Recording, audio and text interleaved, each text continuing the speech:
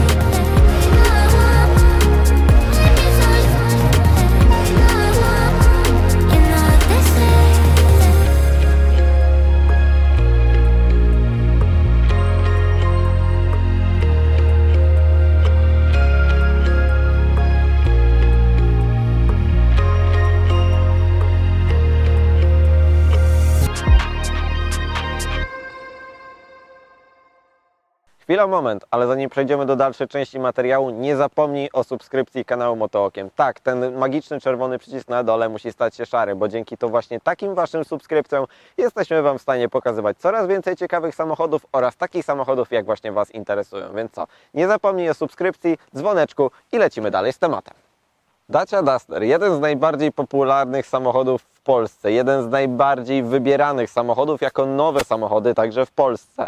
Jeden z najlepiej sprzedających się samochodów właśnie także na rynkach europejskich, a także i w naszej ukochanej Polsce. Ten samochód chyba każdy dzisiaj zna. W większości widzimy właśnie Dacia Duster na taksówkach, na wszelakich różnych pojazdów uprzywilejowanych. Prywatnie dużo ludzi wybiera także ten samochód. To jest po prostu hit sprzedażowy, jeśli chodzi o Polskę, który nawet może, szczerze powiedziawszy, przebił już Skodę, jeśli chodzi o nasz rynek. Dacia Duster od 2010 roku, bo wtedy przywędrowała do nas właśnie pierwsza generacja Dacia Duster, która praktycznie za dużo się nie różni od tego egzemplarza, który widzicie za mną. 2017 rok to jest produkcja już drugiej generacji Dacia Duster, która oczywiście zmieniła się troszeczkę w paru elementach, ale nadal nie za dużo, bo po co zmieniać to, co jednak jest dobre. 2017 rok i parę liftingów, dokładnie 2 liftingi, które zmieniły co? Oczywiście światła i parę detali. Co mamy nowego? Chodźcie, zapraszam, Wam opowiem o paru szczegółach. Ostatni facelifting zmienił troszeczkę, jeśli chodzi o Dacia Duster. Co prawda to jest tylko troszeczkę zmienione, a nie dużo. Mamy zmienione na pewno światła. Światła, które przywędrowały do Dustera, są teraz w pełni LEDowe. Możecie mieć oczywiście już je w najwyższych pakietach, bo w tradycyjnych wersjach, tych najbardziej uboższych, niestety nadal pozostały światła halogenowe, tradycyjne po to, żeby jednak ciąć koszty. W takiej wersji jak my mamy, czyli w wersji Journey, czyli jednej już z najwyższych wersji wyposażenia, oprócz wersji SL Extreme, która jest taką jakby lekko limitowaną wersją w Daci. No wiecie, parę plastików i parę naklejek dodatkowych, ale to mniejsza z tym. Wersja Journey jest najczęściej właśnie wybierana przez klientów takich konsumenckich, którzy potrzebują samochodu, który także ma dosyć dobrze wyglądać i nie ma być też samochodem, który ma plastikowe zderzaki, stalowe koła i takie po prostu bardzo proste i ubogie wyposażenie.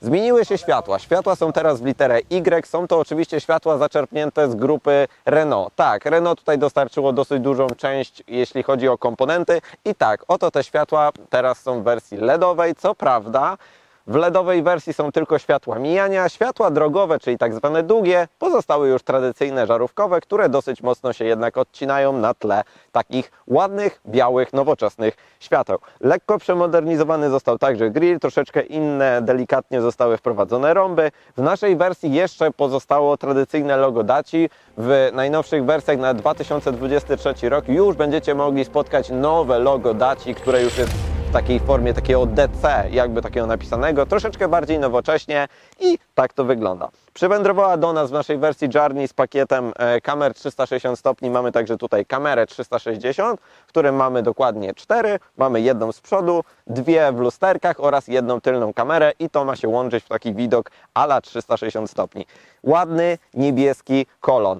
Kolor niebieski Iron wymaga 2500 zł dopłaty, ale wygląda naprawdę świetnie. Samochód z takim kolorystyką, czy na przykład w kolorze Arizona Orange, też jest bardzo fajnym, wyróżniającym się kolorem właśnie w takich samochodach. Proste, tanie samochody najczęściej wyjeżdżają bez dopłaty w formie białego lakieru. Tu mamy naprawdę niesamowicie ładny, intensywny kolor, który przyciąga uwagę, bo tak, stylizacja Daci Duster nie zmieniła się za dużo. Jest to prosty samochód, który najczęściej widzimy na drogach, ale z takim kolorem na pewno zwrócicie uwagę. Czy takim właśnie jak Arizona Orange, czy właśnie tym niebieskim Iron, a także jeszcze bardzo ciekawym, lekko militarnym kolorem, czyli khaki. Tak, taki kolor też możecie sobie zamówić.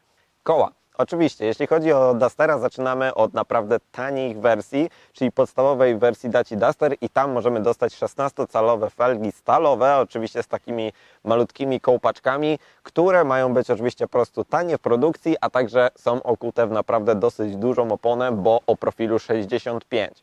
Następnie przechodząc już do środkowej wersji wyposażenia, dostajecie już felgi z metali lekkich. To nie są felgi aluminiowe, tylko z metali lekkich, czyli oczywiście są to felgi stalowe, które są troszeczkę poprzerabiane i wyglądają troszeczkę jak aluminiowe. To jest oczywiście oszczędność kosztów przez Dacia. Następnym etapem w wersji Journey dostajecie takie felgi już jak my mamy, czyli bardzo ładne 17-calowe koła, które praktycznie przewijają się przez wszystkie modele Daci Duster oraz Daci Jogger oraz jeszcze Daci Sandero. Te felgi są po prostu wymienne pomiędzy modelami, w końcu musimy troszeczkę oszczędzać, jeśli chodzi o produkcję tych samochodów. Jedne felgi do kilku różnych modeli. W naszym przypadku mamy naprawdę ładnie wyglądającą tą felgę, dosyć dobrze to wygląda. Okute jest to w opony Continental, jeśli chodzi o letnie ogumienie, w rozmiarze 215 na 60 i właśnie tak jak mówiłem o 17 calach. 60 profil opony, dosyć wysoka opona, ale także dosyć dobrze się to łączy z tym samochodem, bo w końcu ten samochód jest z lekkim przeznaczeniem minimalnie terenowym. Co się dzieje z boku? Od bocznej strony praktycznie nic nie zmieniło się właśnie od tego 2010 roku. Dacia Duster jest tak charakterystyczna, że ciężko ją kompletnie zmienić. Dlaczego jest charakterystyczna? Charakterystycznie jest narysowana na pewno przez błotniki. Dosyć mocno wypuklone te błotniki. Do tego taki element, który też jest charakterystyczny dla Daci Duster, czyli cały ten plastikowy próg, łączący się także z dosyć mocno wybrzuszonym tylnym także nadkolem. Jeśli chodzi o tą wersję wyposażenia, czasem możecie wykupić sobie napęd 4x4 lub mieć taką ośkę jak my. Jeśli macie ośkę, to tutaj macie typowo twardy plastik bez żadnego napisu. Jeśli macie napis 4x4, czyli wtedy już jesteście wyposażony właśnie w napęd 4x4. 4,34 długości to jest tradycyjna wartość, jeśli chodzi o samochody tej klasy, czyli takich średnich wielkości crossoverów, więc tutaj Dacia zbytnio niczym się nie wyróżnia. Rozstaw osi w okolicach 2,7 metra, czyli po prostu dosyć mocno tradycyjnie. Warto także na pewno zwrócić uwagę na różnicę pomiędzy wersjami. W naszej wersji Journey posiadamy właśnie takie lakierowane na srebrno, niczym w Audi S. Mamy takie ładnie srebrzane zrobione lusterka, do tego także bardzo ładne relingi z napisem Duster. To są elementy oczywiście wyposażenia. Od środkowej wersji już możecie chyba mieć relingi, a od takiej wersji jak my mamy, czyli Journey, macie takie ładnie posrebrzane także elementy. Co prawda te belki dachowe nie są tak fajnie zrobione jak na przykład w Daci Jogger. Tu możecie sobie zobaczyć, to jest Daci Jogger, bo tam był system modułowych relingów, które mogły się zamienić w belki dachowe i jakby wykorzystywać to praktycznie bez dodatkowych elementów. Prześwit macie w wielkości 21,4 cm, jeśli chodzi o wersję taką jak my mamy, ale macie też możliwość mieć 21,7 cm w niektórych wersjach, jeśli chodzi o napęd 4x4 lub wersję silnikową, więc warto sobie sprawdzić, bo te parę dziesiątych centymetra jest jednak różnicy. Co nie zmienia faktu, że 21,4 cm to jest naprawdę bardzo duży prześwit jak na takie samochody. Dacia tego kompletnie nie ukrywa i fajnie, że ten samochód ma taki prześwit, bo jest to jego wyróżnikiem. Można nim zjechać naprawdę już w troszeczkę głębszy teren, nie mówię może o takiej wersji jak my mamy bez napędu 4x4, ale kiedy już ten napęd 4x4 macie, to naprawdę fani offroadu też są w formie na przykład posiadaczy Daci Duster. Wyróżnikami dla ciekawych wersji, oczywiście takich bardziej konsumenckich, oprócz lakieru, który możecie już sobie wybrać, o którym Wam już wspominałem, na pewno są także w wersji Journey. Już tradycyjnie macie przyciemnione tylne szyby, które dosyć dobrze wyglądają, bo dosyć także kontrastują z tym niebieskim kolorem, z tym pomarańczowym lub z tym kolorem khaki. Z takich elementów, jeśli chodzi o oszczędność delikatnie przy produkcji, to oczywiście jest wykorzystanie starszych elementów z grupy Renault. Klasyczne klamki kasetowe, które tutaj macie zastosowane, co prawda polakierowane pod kolor nadwozia, ale to jest tradycyjna rzecz, która miała raczej swoje zastosowanie już dobre parę dobrych lat temu. Tradycyjny zamek, nawet przy karcie hands-free, którą w tym samochodzie jest tutaj na zewnątrz wyciągnięty, tak jak w na przykład tradycyjnych Renault Clio z lat 2000. Takie parę elementów jest jednak w Dacia Duster, które pokazują, że ten samochód korzysta ze starszych technologii po to, żeby dzisiaj jednak być trochę tańszym. Tak jak i z przodu, tak samo z tyłu zostało zmienione parę elementów i to najbardziej w formie świetlnych elementów. Dacia po drugim faceliftingu, bo za pierwszym faceliftingiem tylne światła wyglądały tak, jakbyście je skopiowali z Jeepa Renegade'a. Po prostu bardzo proste, tradycyjne światła, w większości halogenowe. W nowej wersji po faceliftingu, drugim faceliftingu przypominam, mamy tutaj już światła trochę LEDowe, trochę. W takiej formie tak, macie nowoczesny wzór w formie takiego Y, jak to nazywa Dacia, bardzo ładny, nowoczesny wzór, który fajnie wygląda i dodaje trochę takiej agresywności. Trochę ten tył wygląda wtedy tak jak wkurzony. Dosyć ładnie to wszystko wygląda i jest to oczywiście element w pełni LEDowy. Jeśli chodzi o pozostałe części światła, no to niestety tu już możecie się rozczarować, bo tak, tradycyjna żarówka, tradycyjna żarówka, tradycyjna żarówka, a także i światło cofania, które jest umiejscowione w Dacia Duster chyba w jednym z najgorszych miejsc, czyli dosyć nisko i także dosyć z boku, więc oświetla praktycznie prawą część, a lewej części kompletnie nie widzicie. Warto także pochwalić tutaj ten element, jaki jest w wersji Journey, czyli ta wydłużona lotka, także przyciemnione tylne szyby, jeśli chodzi o właśnie tą wersję i duży napis Duster. Duży napis Duster, dlaczego o tym wspominam? Bo tańsza Dacia Jogger, powiedzmy tańsza, Dacia Jogger już nie miała niestety takiego ładnego napisu, tylko była to w formie takiej nalepki, która była tutaj zastosowana. Tutaj widać, że jeździcie bardziej prestiżowym modelem, jaki właśnie jest Duster. Przywędrowały też także takie srebrne elementy w formie takiego plastiku. Dosyć dobrze to wygląda i podkreśla także w miarę charakter, jeśli chodzi o terenowość w miarę tego samochodu.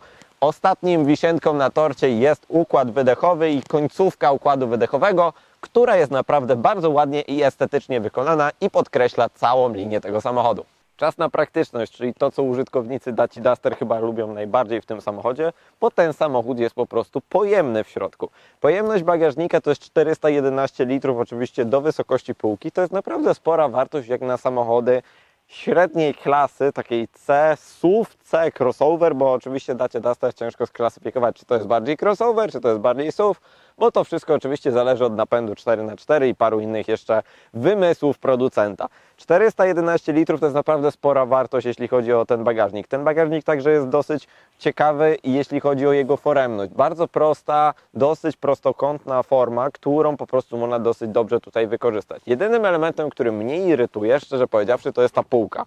Ciężko dostać się do głębszej części tego bagażnika, nie uderzając głową po prostu w tą półkę. Niestety nawet nie da się zbytnio jej podnieść w tym miejscu, bo po prostu ona już jest tu wymierzona praktycznie na styk. Tradycyjne światełko halogenowe, jedna sztuka. Niestety wieczorem tu jest dosyć mroczno. Niestety tak jest. Jeden plastikowy haczyk, drugi plastikowy haczyk z drugiej strony oraz takie elementy w formie tutaj na samym końcu takich uchwytów, które możecie oczywiście zapiąć jakieś malutkie elementy, ale tylko są dwa. Ostatnim udogodnieniem, który jest szczerze powiedziawszy trochę dziwnie zamontowany, to jest oczywiście złącze 12V, które jest zamontowane tutaj na prawej części plastiku. Nie wiem dlaczego tutaj, chyba dla bardziej tylnego rzędu pasażerów będzie to przydatne niż dla urządzeń na przykład takich jak lodówka czy jakieś akcesoria w bagażniku, bo kabel, który byście musieli tutaj wsadzić, musi iść jednak do bagażnika. Element dziwny, nietypowy, no cóż, no to tak jest. Tutaj macie jeszcze oczywiście wnękę, w której macie także taki lewarek oraz oczywiście podstawowe klucze do tego samochodu i po prawej stronie typowa apteczka oraz zestaw naprawczy, bo Dacia Duster nie posiada już koła dojazdowego. Małe sprostowanie. Koło jest w typowo tradycyjnym francuskim rozwiązaniu, czyli pod spodem mamy windę, która trzyma oczywiście koło dojazdowe, a nawet bardziej koło pełnowymiarowe. I tak oto w takiej formie macie 1614 litrów pojemności bagażnika z lekkim uskokiem, jeśli chodzi o wyrównanie podłogi pomiędzy bagażnikiem a tylnym rzędem siedzeń, co nie zmienia faktu, że możecie przewieźć naprawdę sporej wielkości przedmioty w tym samochodzie. Dacia Duster, jako że to jest jednak w końcu Renault, tak, bo nie można tego odmówić, że ten samochód jest produkowany przez Francuzów, przez markę Renault i także korzysta bardzo dużo z technologii Renault, która była stosowana oczywiście w paru latach wcześniej. I to widać. Tu mamy napis Renault, tu mamy napis Renault, na bloku silnika mamy napis Renault, czyli to świadczy o tym, że praktycznie gama silnikowa będzie tutaj bardzo zbliżona oczywiście do francuskiego koncernu Renault. I tak faktycznie jest. Jeśli chodzi o Dacia Duster, nie można mówić o tym, że silników brakuje, bo jest dosyć duży wybór.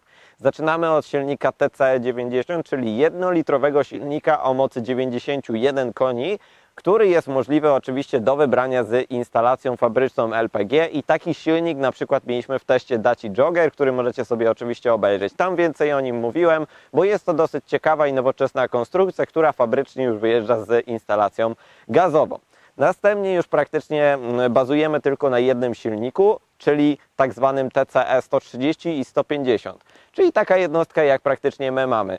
TCE 130, czyli 1.3 i moc 130 koni z możliwością tylko wybrania manualnej skrzyni biegów sześciobiegowej i taką macie wtedy opcję. Następnym silnikiem o takiej samej pojemności, tylko z większą mocą jest TCE 150, czyli taką wersję jak my mamy. 150 koni, 250 czy 260 Nm, jeśli chodzi o ten silnik. Dosyć dobrze, żwawy. Wow!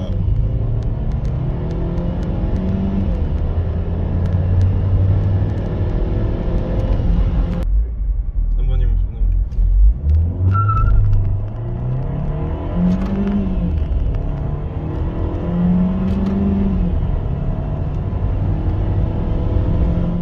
Także mało paliwożerny, bo w okolicach 6,5-7 litrów jesteście w stanie się w miarę zamknąć i do tego możecie wybrać sobie tradycyjną sześciobiegową manualną skrzynię lub tak jak w naszym wypadku możecie wybrać sobie sześciobiegowy automat EDC, oczywiście za lekką dopłatą. Dla fanów diesla także jest jedna jednostka, czyli Blue DCI 115, 115-konny diesel, oczywiście turbo doładowany z możliwością wyboru napędu 4x4. A jeśli chodzi o sam napęd, 4x4 możecie tylko i wyłącznie zestawić oczywiście z skrzynią manualną. Z taką skrzynią jak my mamy, czyli sześciobiegowym EDC, niestety 4x4 już nie występuje. Czas na praktyczność tyłu i co w ogóle słychać na tylnym rzędzie siedzeń. Dustery są często wykorzystywane także jako taksówki. Bardzo dużo takich taksówek można zauważyć, jeśli chodzi o naszą stolicę, czy także o parę innych miast. Dosyć dużo także tutaj jest miejsca. Zobaczcie, ile miejsca jest także na nogi, ile jest miejsca także nad głową. Nie dziwię się, że ludzie lubią ten samochód ze względu na to, że po prostu jest tu dosyć dużo przestrzeni. Dla dzieciaków, dla fotelików, dla wszelakich różnych długich, na przykład wysokich osób, tutaj nie będzie dużego problemu. Po pierwsze, Dacia Duster z tyłu ma bardzo przyjemnie w miarę miękką kanapę, co jest dosyć dziwne, bo z przodu fotele już takie miękkie niestety nie są. Dobrze także można sobie ułożyć stopy. Miejsce na stopy też jest naprawdę w dużej ilości i w dużej przestrzeni możecie sobie ułożyć stopy, a także i kolana, a także i uda nie wiszą Wam jakoś w powietrzu, bo jesteście naprawdę dobrze podparci, jeśli chodzi o tą pozycję. Naprawdę przyjemnie się tutaj siedzi i myślę, że dłuższą trasę nawet można tutaj na tych tylnych fotelach sobie odbyć. Jeśli chodzi o środek, no to oczywiście delikatny tunel się także tutaj pojawił, ze względu na to, że ten samochód jednak jest przygotowany pod to 4x4, no to ten tunel już taki lekki tutaj także jest. Niestety żadnego podłokietnika z tyłu nie znajdziemy, to jest prosta kanapa. Dwa izofixy, mamy na jednej stronie izofix oraz na drugiej, więc łącznie mamy dwa izofixy do podpięcia fotelików naszych pociech. Są to takie po prostu tradycyjne elementy, widzicie nawet w kolorze nadwozia, wpięte oczywiście w nasz fotel. To mamy dwa porty USB, które tutaj oczywiście służą do ładowania telefonu, cykor łapki, a także i zwykłe tradycyjne oświetlenie żarówkowe, no bo to w końcu jest Dacia. I tak praktycznie to się wszystko w większości tutaj kończy. Miejsca jest ok, dużo przestrzeni, a także i parę takich drobnostek, jeśli chodzi o udogodnienia. I co warto także wspomnieć, w miarę szeroko otwierające się drzwi, które pozwalają oczywiście w miarę w sensowny sposób zapiąć Wasze dzieciaki do fotelików. Czas na wnętrze Dustera. Duster, jeśli chodzi o taką tradycję, no to jest już też tradycyjny w środku. Jeśli chodzi o jego wykonanie, no to tutaj najwięcej można chyba mieć uwag, bo twardy po prostu plastik. Tutaj jest taki lekko gumowany plastik, który już jest troszeczkę większy i bardziej przyjemny, ale niestety boczki drzwi twardo, podłokietnik twardo, Tu podłokietnik, który oczywiście jest opcjonalny i możecie mieć oczywiście go w formie dwustopniowego, wysuwanego, już jest w miarę miękki i w miarę przyjemnie można sobie oprzeć rękę, tak żeby trzymać ją oczywiście także na kierownicy. Jeśli chodzi o kierownicę, to jest tradycja. Tradycyjna kierownica, która praktycznie we wszystkich daciach jest taka sama, identyczna. Tempomat po lewej, tempomat oczywiście pasywny, tradycyjny, bez żadnych aktywnych, nowoczesnych udziwnień i po prawej sterowanie komputerem pokładowym, który jest dosyć mocno okrojony, bo macie oczywiście zasięg, aktualne zużycie, średnie zużycie, dystans i za ile macie wykonać przegląd. Tradycyjne zegary takie jak znamy już z Renault i Daci, prędkościomierz i obrotomierz oczywiście w tradycyjnej formie. Jeśli chodzi o takie rzeczy jak schowki, no to macie tak, tu dwa cup holdery, do tego tutaj taki dziwny cup holder, który chyba jest na małą francuską kawę albo jakieś malutkie espresso, ciężko stwierdzić, ewentualnie na jakieś drobne, miejsce na telefon, ewentualnie na jakiś kubek.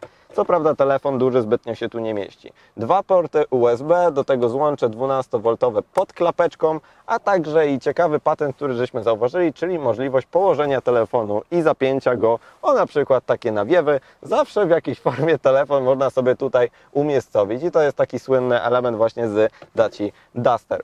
Po faceliftingu mamy także nowoczesne multimedia, które tutaj przywędrowały, takie same jak już były w Joggerze, czyli macie tutaj radio, multimedia i inne rzeczy. Dosyć dobrze ten system także działa. Macie także oczywiście wszystkie dane odnośnie i ustawienia także pojazdu oraz zużycia paliwa, a także co najważniejsze, czyli bezprzewodowy Android Auto, który łączy się po prostu bez żadnego kabla. Widzicie telefon, możecie sobie odłożyć, trzymać w kurtce, a Android Auto sam po prostu z siebie włączy się za każdym razem, kiedy wsiądziecie do samochodu.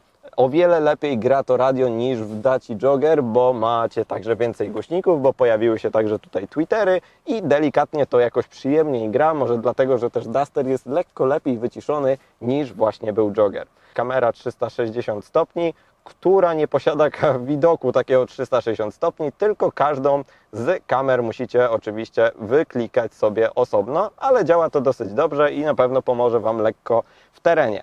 Z elementów wartych lub niewartych dopłaty za okolice 1000 zł musicie dopłacić, żeby posiadać oczywiście klimatyzację automatyczną. Ona działa dosyć mocno średnio i na tym możecie zaoszczędzić. W zimę jest troszeczkę za zimno, w lato jest znowu za ciepło. Ciężko ustawić. Niby ustawiacie tą temperaturę, ale ta klimatyzacja zaczyna troszeczkę wariować. Włącza klimatyzację, wyłącza, cuduje z tym obrotem i robi się albo za ciepło, albo za zimno, więc raczej bym tu wybrał chyba tradycyjną, manualną klimatyzację, na której możecie jednak zaoszczędzić.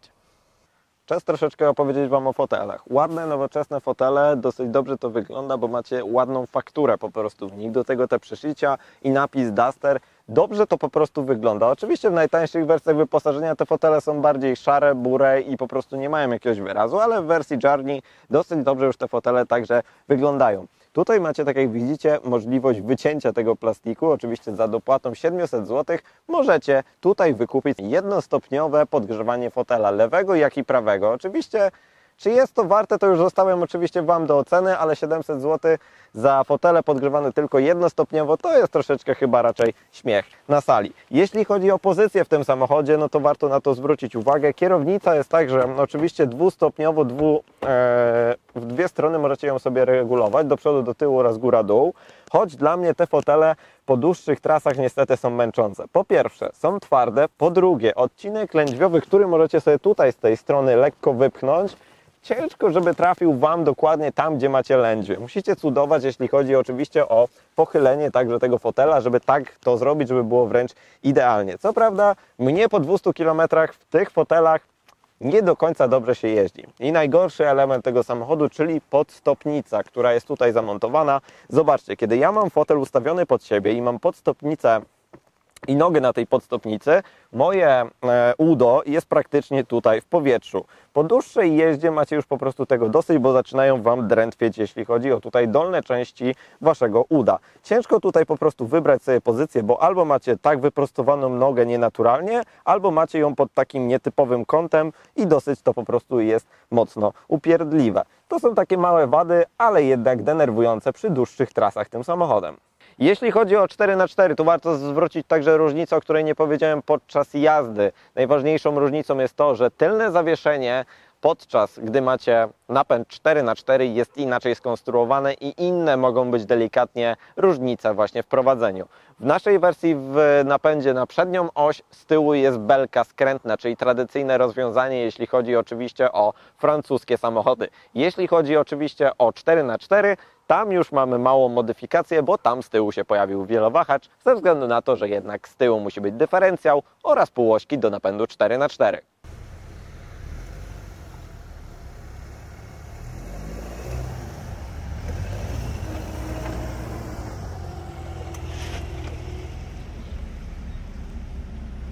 I teraz pytanie, czy jesteśmy w stanie i jest sens dopłacać do napędu 4x4, jak ośka właśnie z takim prześwitem zachowała się tak jak teraz i praktycznie ośmieliła większość samochodów, które żeśmy tutaj testowali. Co prawda, dzisiaj jest dosyć sucho, więc na to warto zwrócić uwagę, ale tak jak widzieliście, Dacia Duster poradziła sobie na tym progu, który jest dosyć dzisiaj suchy, bez większego problemu. Zamieliła jednym kołem, ale drugim kołem praktycznie się udało ten samochód wciągnąć. Nie wiem, czy to jest zasługa tego automatu, czy to jest zasługa bardziej prześwitu, ale bardziej bym chyba stawiał na to, że to jest jednak zasługa prześwitu. I teraz mam szczerze powiedziawszy konsternację i chyba będziemy musieli jednak wziąć następnym razem wersję z napędem 4x4, żeby to bardziej sprawdzić.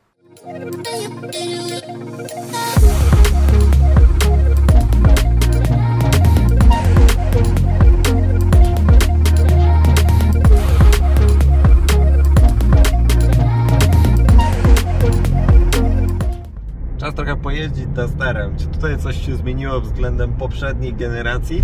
No niezbytnio. Duster jeździ tak jak w większości Dustery jeździli, czyli dosyć przewidywalnie i dosyć tak poprawnie. Ale zacznijmy sobie tradycyjnie od układu zawieszenia. A tutaj szczerze powiedziawszy trochę mam parę uwag, szczerze powiedziawszy. Co do układu zawieszenia i układu kierowniczego, ten jest dosyć w miarę responsywny, więc nie ma tu jakiegoś większego problemu. Co prawda zawieszenie jest dosyć miękko nastawione, jeśli chodzi o różnego rodzaju nierówności, a także miękko nastawione, jeśli chodzi o wszelkiego rodzaju ronda, skręty i tak dalej. W tym samochodzie dosyć mocno po prostu czuć, że on gdzieś tam lubi się tak francusko lekko bujać, ale są takie nierówności, które on naprawdę mocno ich nie toleruje. Macie 21 cm prześwitu. W większości Wam się w głowach pewnie zapali. No dobra, czyli krawężniki, progi zwalniające i jeszcze różnego rodzaju spowalniacze nie będą do tego samochodu większym zbytnio wyzwaniem. Okazuje się, że jednak są. Wszelakiego rodzaju spowalniacze twarde, miękkie i tak dalej. Nie możecie przejechać po nich naprawdę szybko, bo w większości kończy się to naprawdę mocnym dobijaniem, takim nie jest to zbytnio przyjemne, ten samochód niezbytnio lubi takie nierówności, no ale po prostu tak jest stworzony. Delikatnie mam też uwagę co do pracy tego zawieszenia w formie głośności. Tutaj czujecie się troszeczkę tak jak było w Joggerze, troszeczkę tak gitara. Jesteście w środku tego pudła rezonansowego. To zawieszenie lubi po prostu głośno pracować. Lubi także wydawać z siebie dosyć dużo dźwięków, także wnętrze. Wnętrze potrafi wydawać z siebie takie dźwięki po prostu takiego trzeszczenia plastików. To, co kiedyś Renault miało z tym bardzo duży problem, ale zaczęło już to naprawdę w nowych samochodach naprawiać, tak właśnie Duster jednak gdzieś potrafi sobie trzeszczeć.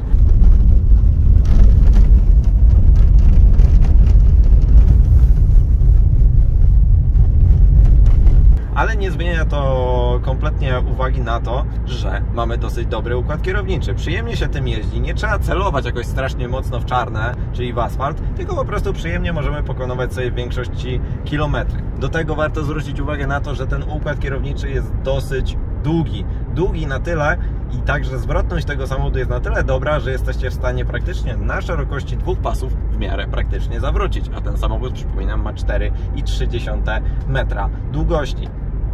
Przyjemnie naprawdę się w miarę tym jeździ, choć właśnie takie uwagi są co do zawieszenia. Jest lekko głośne i potrafi gdzieś tam lekko stukotać, nawet przy 20 paru tysiącach kilometrów, jakie ten samochód ma najechane. Ja mam wrażenie, że to zawieszenie już ma trochę dosyć. Trochę może dosyć ze względu na to, że to jest samochód prasowy i dziennikarze go niestety nie oszczędzają, ale to może i dobrze, bo przy 20 tysiącach, że ono już tak dosyć jest słyszalne, to co dopiero będzie na przykład przy 80-90 tysiącach kilometrów? No właśnie, tu może być lekki problem. Mamy rondo i tak jak widzicie, bujamy się. I układ kierowniczy naprawdę dosyć dobrze sobie tutaj radzi, ale tak jak widzicie, nadwozie dosyć mocno się wychyla. Co prawda może to nie jest taki pływający statek jak na przykład Honda CR-V, ale nadal jednak to się buja. Co do układu zawieszenia, no to tyle. Co do silnika, bo to jest chyba najważniejsze. Mamy tutaj jednostkę 150-konną, czyli TCE 150, czyli silnik 1.3. 1.3, który po prostu ma zmienioną mapę i jest także po prostu lekko mocniejszy. Tak jak widzicie, naciskam pedał przyspieszenia, wyższe obroty, ale samochód przyspiesza. Elastyczności nie ma kompletnie co odmówić tej jednostce, bo naprawdę elastyczność tego samochodu jest dosyć dobra i w naszym połączeniu z 6-biegową automatyczną skrzynią EDC, to jest ważne, ten automat wymaga dopłaty i dlaczego wolę ten automat niż na przykład skrzynię manualną. Ze skrzynią manualną dobrze nie wspominam skrzyni manualnej w Dusterze ze względu na to, że w Joggerze była to upierdliwa skrzynia. Cały czas co chwilę coś haczyło. 1 była za krótka, 2 była też dosyć krótka i tymi biegami trzeba było co chwilę wajchlować, a nie było to dosyć dużą przyjemnością. Skrzynia EDC to jest dobre rozwiązanie, bo po prostu dogadujecie się nią razem z prawą stopą. Naciskacie delikatnie mocniej pedał przyspieszenia, ona redukuje sobie te 2 biegi i jedzie do przodu. Dzięki temu jest w miarę także elastyczna.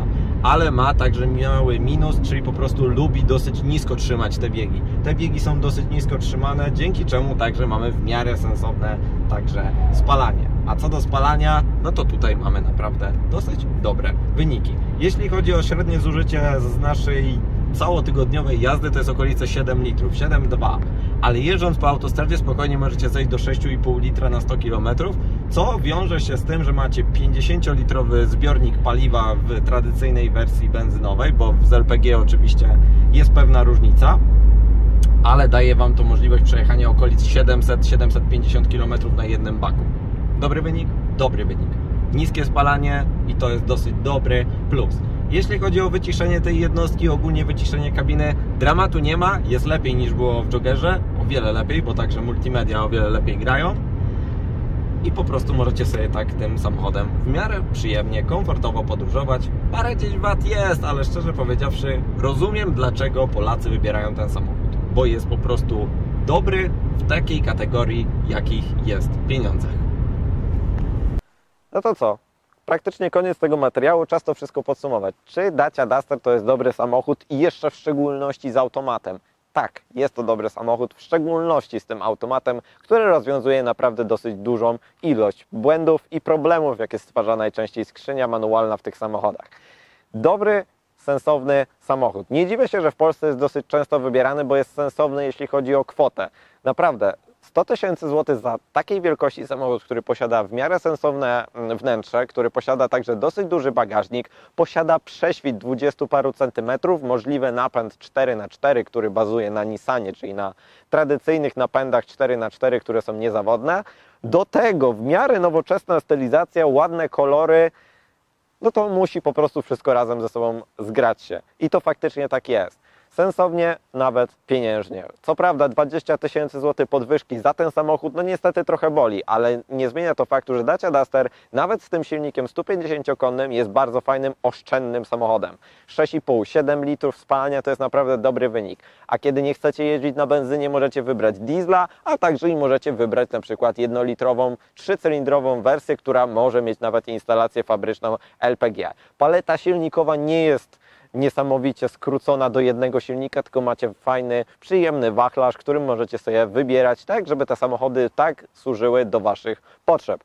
Dacia Duster naprawdę pozytywnie mnie zaskoczyła. Co prawda ma sporo bolączek, bo jest twarda w środku, masowe plastiki, trzeszczy i niestety zawieszenie także potrafi być lekko rozlatane, ale nie zmienia to faktu, że jako nowy samochód w miarę w sensownym budżecie to jest naprawdę chyba w miarę dobra propozycja. A ja oczywiście Was zapraszam także do subskrypcji kanału Motookiem, bo to dzięki Wam, Waszym subskrypcjom i temu czerwonemu przyciskowi, który no już naprawdę niewiele brakuje do 1000 subskrypcji, właśnie dzięki takim subskrypcjom możemy Wam pokazywać takie samochody, jakie właśnie chcecie oglądać. Więc zapraszam Was do subskrypcji, kliknijcie dzwoneczek, zobaczcie także nasze social media, bo oczywiście tam wszystko szybciej. Facebook, Instagram, więc tam się widzimy częściej. Więc co? Do zobaczenia, dzięki za ten materiał, cześć, hej!